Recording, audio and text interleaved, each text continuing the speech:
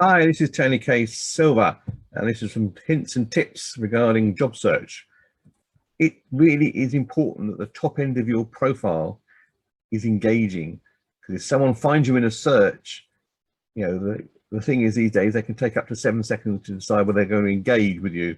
That's not long. So what have you got to do? Quite simply, the banner at the top of your profile, it needs to tell people exactly what it is that are your specialities. Your headshot, it needs to be current, not something that's out of date. Also needs to look professional, head and shoulders against a plain background. Your headline sits under your name. Give people an idea about it, what it is that you can do. It's a bit of promotional. And ultimately, the final thing they look at is your about section. The first 3 lines is visible above the see more. Again, you need to be talking to the person that potentially could be employing you, telling them about what things you can do that will be beneficial to them.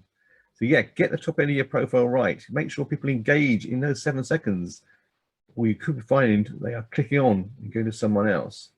Get that top of your profile sorted now.